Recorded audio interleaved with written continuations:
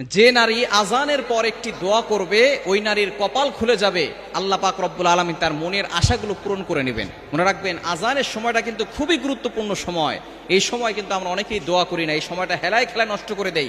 আজান দেওয়ার সাথে সাথে আমরা আজানের জবাব দেওয়ার চেষ্টা করব, এবং আজান দেওয়ার সময় কিন্তু আল্লাহ পাক রব্বুল আলামিন বান্দার দোয়া কবুল করেন।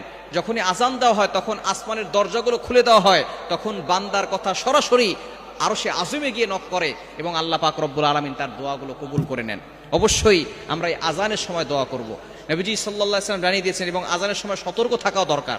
মা বোনদের এই আজানের সময় সতর্ক থাকতে হবে, কারণ এই সময় যখনই আজান দেওয়া হয় তখন শয়তান, আজানের শব্দ যতদূর পর্যন্ত যায় ততদূর পর্যন্ত শয়তান পালাতে থাকে। হাদিসের ভিতরে আসে শয়তান পালাতে থাকে, এবং কুকুর এই শয়তানদেরকে দেখতে পারে, যার কারণে কুকুর ঘেউ ঘেউ করে আওয়াজ করে। দেখবেন আজানের সময় অনেক জোরে জোরে আওয়াজ করে কুকুর, কেন? তারা শয়তান দেখতে পায়, যার কারণে তারা এইভাবে আওয়াজ করে। এই সময় নারীরা চুল খোলা রেখে ঘর থেকে বের হবেন না।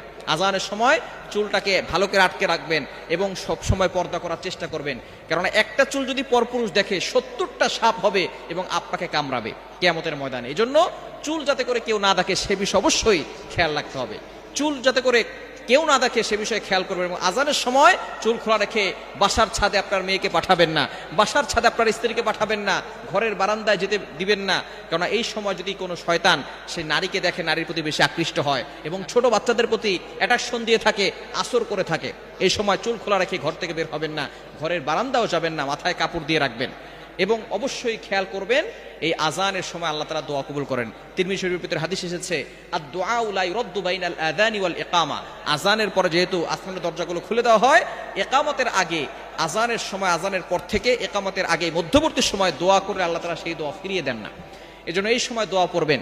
একটা দোয়া আছে, নবীজি সাল্লাল্লাহু আলাইহি ওয়াসাল্লাম জানিয়ে দিয়েছেন, দোয়াটি হচ্ছে বুখারী শরীফের হাদিস, অন্যান্য হাদিসের কিতাবের ভিতরে এসেছে, আল্লাহুম্মা রাব্বা হাযিহিদ দাওয়াতি তাম্মা ওয়াস সালাতিল কাইমা আতি মুহাম্মাদানিল ওয়াসিলাতা ওয়াল ফাদিলা ওয়াদ দারাজাতার রাফিআ ওয়া বা'আসহু মাকামান মাহমুদানিল্লাযী ওয়া'আদতা ইন্নাকা লা তুখলিফুল মিআদ। এই দোয়াটা পড়বেন, এরপর আপনি আল্লাহর কাছে দোয়া করবেন। আপনার যত চাওয়া পাওয়া আছে, আকাঙ্ক্ষা আছে, মনের সকল আশাগুলো আল্লাহর কাছে ব্যক্ত করবেন। দেখবেন আল্লাহ তাআলা অবশ্যই কবুল করবেন। তবে অবশ্যই দুরূদ শরীফ পড়বেন। আপনি দোয়াটা করার আগে নবীজির প্রতি দুরূদ পাঠ করবেন। দুরূদের ভিতরে সবচেয়ে গুরুত্বপূর্ণ এবং ফজিলতপূর্ণ দুরূদ হচ্ছে দুরূদ ইব্রাহিম। আল্লাহুম্মা সাল্লি আলা মুহাম্মাদ ওয়া আলা আলি মুহাম্মাদ কামা সাল্লাইতা আলা ইব্রাহিম ওয়া আলা আলি ইব্রাহিম ইন্নাকা হামিদুম মাজিদ। আল্লাহুম্মা বারিক আলা মুহাম্মাদ ওয়া আলা আলি মুহাম্মাদ কামা বারাকতা আলা ইব্রাহিম ওয়া আলা আলি ইব্রাহিম ইন্নাকা হামিদুম মাজিদ। কারণ দোয়া কবুলের আগে অবশ্যই দুরূদ শরীফ পড়লে সেই দোয়াটা তাড়াতাড়ি কবুল হয়ে যায়। এজন্য অবশ্যই আমরা আজানের সময় আল্লাহর কাছে দোয়া করব, সেই দোয়া কখনো ফিরানো হবে না। আল্লাহ তাআলা সকল আশাগুলো পূরণ করে দিবেন।